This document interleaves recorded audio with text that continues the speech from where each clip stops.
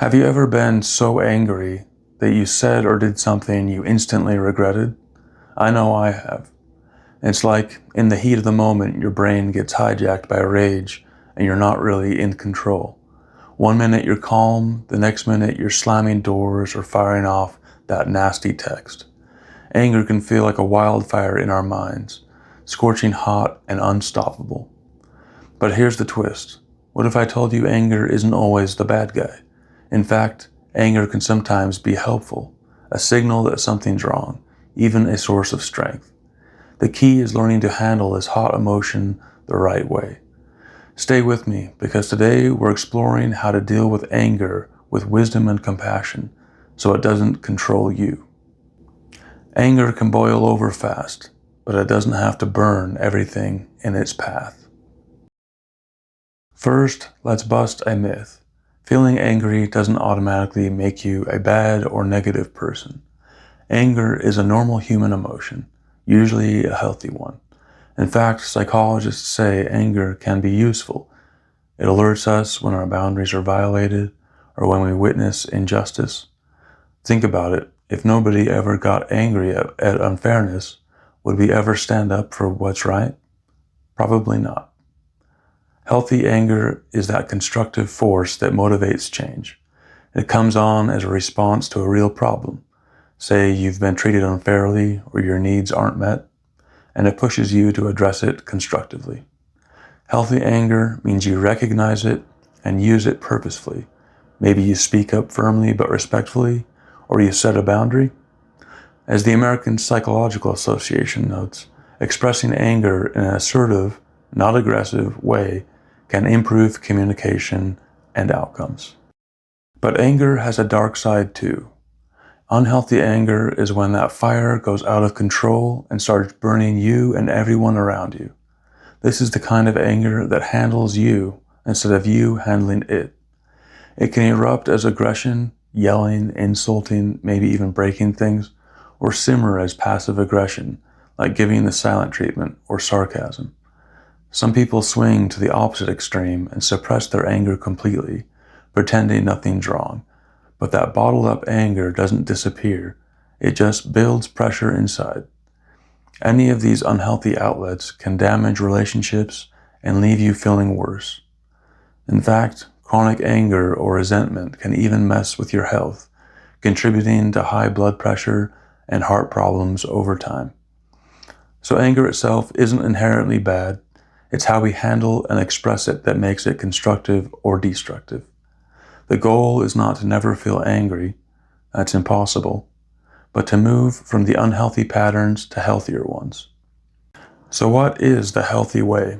Imagine anger is like a hot coal in your hand. If you just react blindly, you'll likely throw that coal and start a fire, and probably burn yourself in the process. If you ignore it and hold it in your fist, that coal will still scorch you. The trick is to hold that hot emotion calmly. Acknowledge it without letting it burn out of control. In other words, mindfulness. Instead of immediately reacting or trying to shove your anger away, take a breath and notice. Okay, I'm feeling really angry right now. Actually, name it to tame it. It sounds almost too simple, but labeling the emotion engages the thinking part of your brain and begins to cool the fires. You might even pay attention to where you feel anger in your body. Maybe your face is hot, your fists are clenched, your heart's pounding. Acknowledge those sensations. This is the mindful pause. You're not feeding the anger with hostile thoughts, but you're not fighting it either. You're just holding it. By doing that, you're like a container for the anger instead of a volcano. The Buddha is often quoted saying, "Holding on to anger is like grasping a hot coal with the intent of throwing it at someone else. You are the one who gets burned." Mindfulness lets you hold that coal gently so you don't get burned. You observe the anger until it cools enough that you can respond wisely. It's a calm way to be present with a hot emotion. Remember, feeling anger is okay. What you do with it is what counts. And the first step is just allowing the feeling to exist without immediately reacting or letting it consume you. This calm acknowledgement alone can start to take the power away from anger. It's amazing how anger begins to shrink when it's met with mindful awareness. Noticing anger in the body, jaw, fists, chest, and simply naming it, I feel anger now, can begin to cool its flames. Alright, let's get practical. Say you're furious in the moment. Your heart is racing, you're about to snap at someone. You might be thinking, okay, how am I supposed to calmly hold this? I'm about to explode. This is where quick regulation techniques come in. Think of it as hitting the pause button on your anger before it hijacks you completely. And don't worry, this isn't about doing some pretend love and light routine or denying your anger. We're not ignoring anger at all. We're just quickly calming our body's reaction so we can deal with the situation more skillfully. One of the simplest ways is the classic deep breathing trick. When we're angry, our breath gets fast and shallow without us realizing. So deliberately slowing your breath can flip the script. Here's a 2-minute technique you can use anytime, anywhere to dial down the rage physically. Let's try this together real quick. Take a slow breath in for about 3 to 4 seconds. Hold it for a moment. Now exhale slowly, longer than you inhaled, for about 5 to 6 seconds. Good, and do it again. Inhale deeply. Hold. And exhale.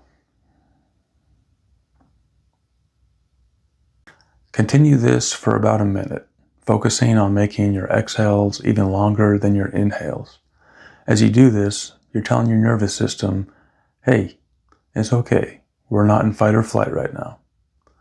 Your heart rate starts to come down. The adrenaline surge eases.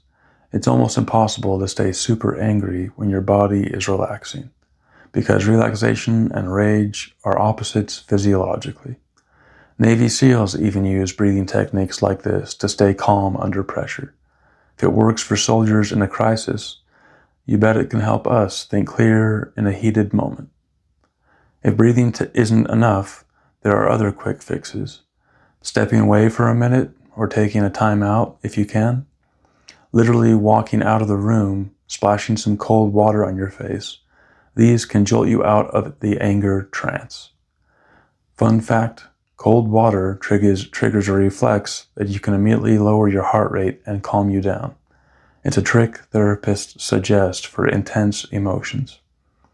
The point is, in those first 2 minutes of red-hot anger, give yourself permission to pause. It's not running away from the problem. It's making sure you don't make a bigger problem by reacting in the worst way. Take those 2 minutes to breathe, splash water, step outside, whatever helps cool that inner fire. Then you can come back and handle the situation with a clear head. Even 30 seconds of deep breathing or a quick step outside can interrupt your anger and reset your brain. It's not avoidance, it's making sure you respond rather than react. So why do we need to pause for a few minutes? Because when we get angry, our brain is basically hitting the emergency override. It's often called an amygdala hijack. The amygdala is the part of your brain that sounds the alarm when it perceives a threat. Anger is tied to that survival response. It's like your brain saying, danger, fight mode, and it can literally bypass your logical thinking for a little while.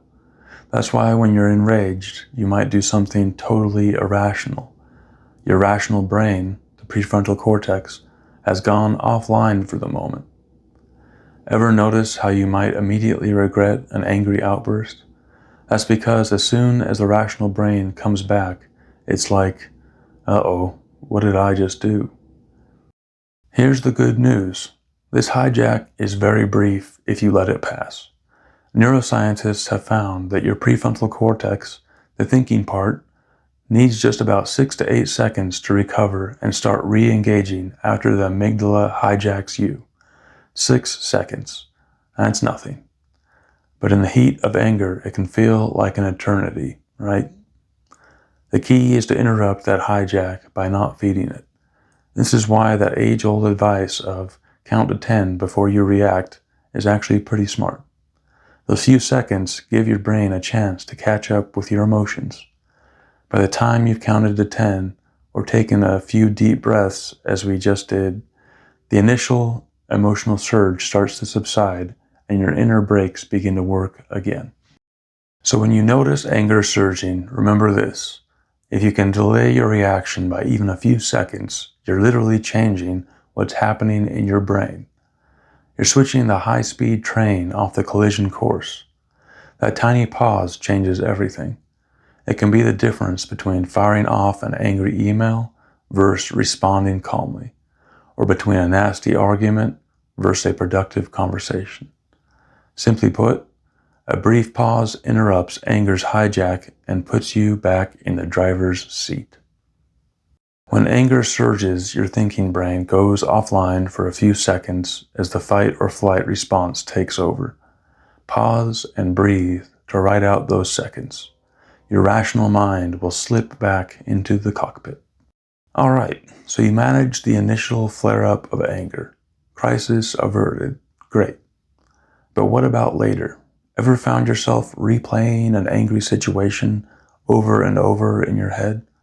Maybe hours or days after the event, you're still simmering, imagining what you should have said, or picturing the other person's awful behavior on a loop?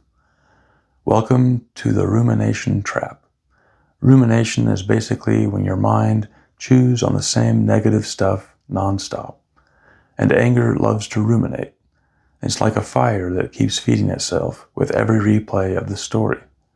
Psychologists note that angry rumination doesn't lead to new solutions. It just keeps you spinning in the same emotional circle, adding stress without insight. In fact, as long as you keep replaying the grievance, you're keeping your body in a state of tension and stress. Studies show that holding on to anger, mentally rehashing it, keeps your stress response activated, which can wreck your sleep, tense your muscles, and weaken your immune system over time. Basically, when we obsess about why we're mad, we're literally hurting ourselves, and usually not doing anything to solve the issue. The crazy thing is, when we ruminate in anger, it often feels like we're doing something productive, like we're trying to solve it or get justice in our minds. But really, we're just reinforcing our anger. It's been said that healing doesn't mean you forget. It means you stop feeding the fire. If you want your anger to cool down, you have to stop tossing more fuel, in this case, angry thoughts, onto it. So how do we break out of the rumination trap? One powerful approach is to practice mindful awareness of those thoughts. The moment you notice, ugh, I'm replaying it again, name it. This is anger rumination. Just calling it out begins to loosen its grip. Then try to gently shift your focus. A great question to ask is, what do I really need right now? Maybe you need a break or some comfort or to burn off steam with a walk. Sometimes just moving your attention to your body helps. Feel your feet on the ground. Take a few deep breaths. There's that breathing again. This anchors you in the present moment instead of in the past incident. Another trick, shrink the time frame. Instead of dwelling on something that happened yesterday or last week, focus on what you can do in the next 5 minutes to feel a bit better. It could be making a cup of tea, listening to a calming song, texting a friend about something unrelated, anything to break the thought loop. And later, when you're calmer, you can do some wise reflection on the situation. Ask yourself, what can I learn from this? Is there something I can do to prevent it to handle it better next time? That's very different from rumination. Reflection looks for a lesson or solution, whereas rumination just replays the hurt. If there's nothing you can really do, then it's about learning to let go for your own sake. Sometimes that might involve forgiveness, not necessarily for the other person's benefit, but so you can be free and not carry that hot coal forever. Breaking the habit of rumination isn't easy, I won't lie. It takes practice to catch yourself and redirect your mind, but it's so worth it. Not only will you feel mentally lighter, but your body will thank you too. You'll sleep better, have less tension, and generally feel more at peace as you learn to release those angry thought loops. Remember, when you notice you're stuck in anger, you can choose to stop feeding it. Every time you do, you reclaim a bit of your peace and power. We've talked about feeling anger and coping internally, but what about expressing it? How do we communicate anger in a healthy way? This is where we move from angry to assertive. Think of assertiveness as anger's healthy outlet. When you're assertive, you express your feelings and needs without attacking the other person. It's a skill, and it might feel awkward at first, especially if you're used to either exploding or saying nothing. But it's proven to be the most effective approach in conflict. In fact, experts categorize anger expression in 4 ways. 3 are unhealthy: aggressive, passive-aggressive, and suppressing it, and only 1 is healthy: assertive communication. So what does being assertive look like? Let's say your roommate always leaves the kitchen a mess and you're angry about it. An aggressive response would be yelling, "You are such a slob. You never clean up after yourself." And it's probably just going to start a fight. A passive response would be saying nothing but silently seething every time. An assertive response falls in between. It might sound like, "I feel frustrated when I see dirty dishes left out. I need us to figure out a fair plan to keep this place clean." Notice a few things here. You're talking about your feelings instead of hurling insults. You're addressing the behavior and asking for a solution rather than attacking the person's character. Assertiveness is firm but respectful.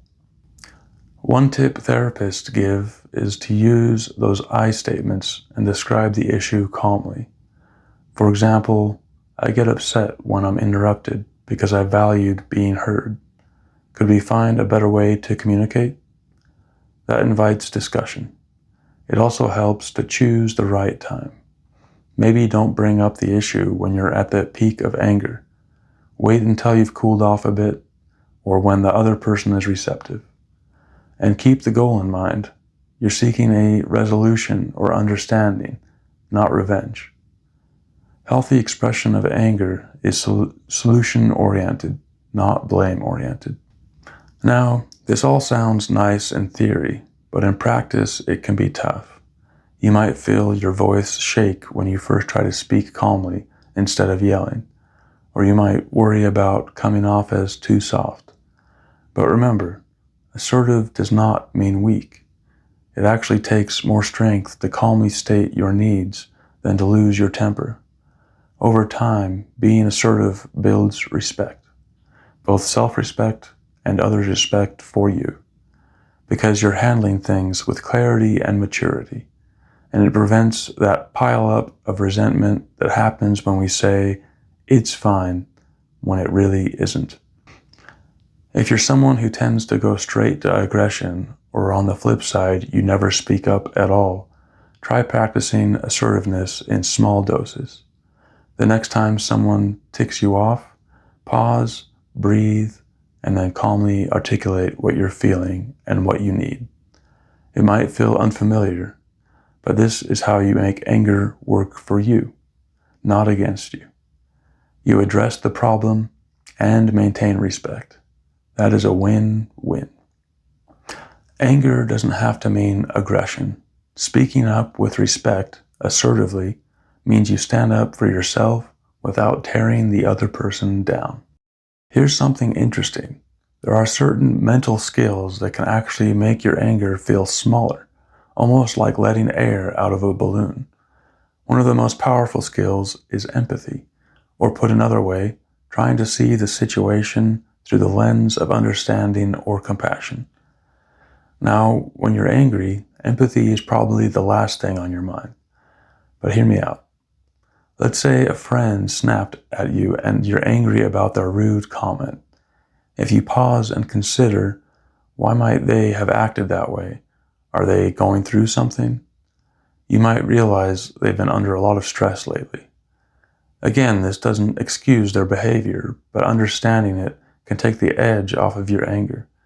Instead of just seeing a jerk, you see a human who had a moment of weakness or pain. That naturally can soften the fury. In my own experience, when I shift into the empathetic mindset, my anger often shrinks because I'm not just fueling it with thoughts of how dare they. I'm also thinking, I wonder if they are okay. Equally important is self-compassion, empathy turned inward. Often our anger, especially when it's covering hurt or fear, is a sign that we need some kindness. A therapist once shared that when she felt a lot of anger, she realized it was signaling her own suffering and that what she needed was compassion for herself. So giving yourself a break, such as it's understandable I'm upset or this situation hurt me, can actually dial down the intensity. When you treat yourself with care, anger doesn't need to roar so loudly to get your attention. Another surprisingly effective skill is labeling your emotions, which we touched on earlier. Name it to tame it. This is straight out of neuroscience. By simply putting your feelings into words, such as, I'm furious and also hurt, you engage brain regions that help regulate those emotions. It's like shining a light on the monster in the dark. Suddenly, it's not as big and scary. You probably experienced this when you vent to a friend. Just talking about how angry you are can make you feel a bit better because you've named it and felt heard. You can do a form of this even when alone. Write it down in a journal or say it out loud to yourself. It helps you process it rather than just stew in it. Let's not forget a bit of humor if appropriate. Sometimes looking at a situation later and seeing the absurdity or irony in it can defuse anger. Of course, you don't want to be sarcastic or dismissive of serious issues, but a little lightheartedness can remind you that most annoyances aren't the end of the world.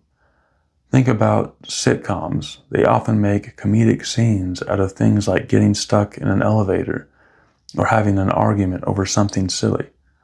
A small dose of humor in your perspective can make you realize, okay, maybe I don't need to be this upset. So, empathy, compassion, labeling, even humor. These are like tools in your toolbox. Each of them helps in its own way to let the steam out of anger before it explodes.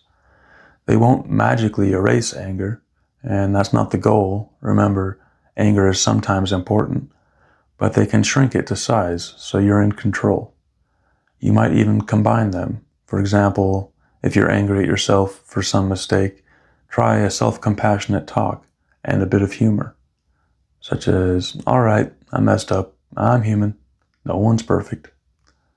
The anger starts to loosen its hold, and you can move forward without that heavy burden.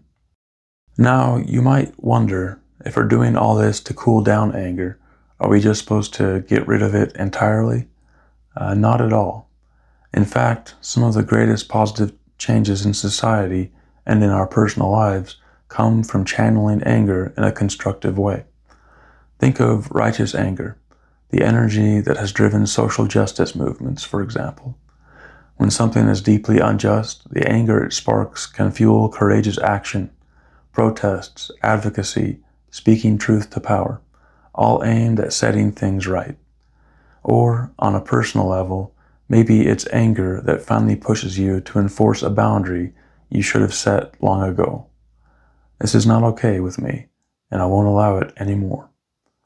When anger fuels action that protects, restores, or heals, it can create real positive change.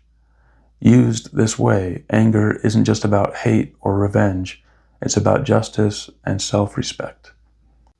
But the key is to use anger without letting it turn into bitterness. Bitterness is what happens when anger stagnates, when we hold on to grudges and resentment long after the moment has passed. It's that hot coal we refuse to drop, thinking our prolonged anger punishes the other person, but really it's burning us. So how do we avoid that? One way is to focus anger on problems, not people. For instance, channel your anger into fixing what's wrong rather than stewing on who's wronged you. If you're angry about an unfair policy, pour that into campaigning for change. If you're angry because you've been treated poorly, use that as motivation to assert your needs or to leave a toxic situation. That's productive. But after taking those actions, consciously work on letting the anger go. Remind yourself that staying mad indefinitely won't actually get you more justice. It will just keep hurting you and those around you. A powerful practice here is forgiveness, which is often misunderstood.